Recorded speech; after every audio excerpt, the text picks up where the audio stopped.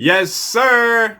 Atlanta Hawks news, boys. So we got some news about John Collins from the Atlanta Hawks. So as you guys know, he's entering the final year of his contract with the Hawks, and the Hawks and him have been in talks to do a contract extension. As most of you guys probably know, the contract extension deadline was on December 21st. So obviously they didn't come to an agreement with a contract. So he's going to enter restricted free agency in this offseason. And the news that broke is that apparently the Hawks offered John Collins a very strong contract. They offered him $90 million for 4 years. That's a contract that's more than OG Anunoby, who just got signed for 4 years, 72, more than Jonathan Isaac, who just got signed for 4 years, $80 million. The Hawks offered John Collins 4 years, $90 million.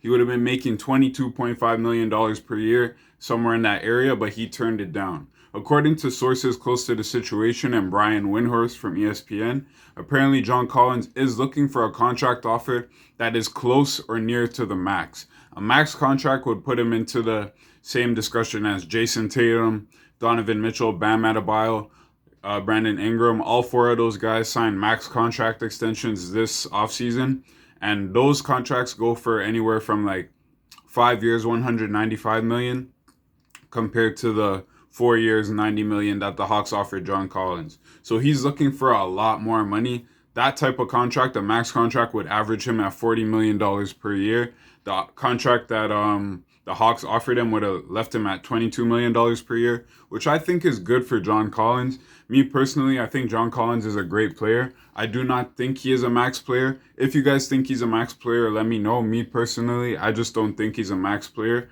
I think John Collins is a great player. He's a great fit alongside Trae Young.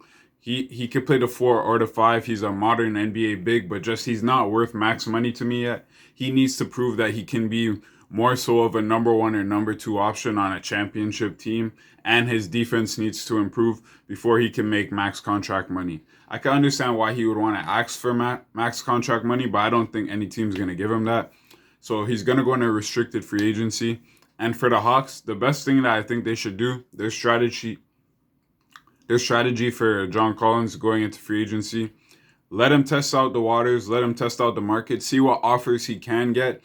Due to the fact that he is a restricted free agent, you guys can match any offer he gets. So if some team wants to max out John Collins, obviously you guys don't have to match that. You can just let him walk. But if a team wants to offer him like a 4-year, $95 million deal or something like that, and he wants to accept it, then the Hawks can always just match that.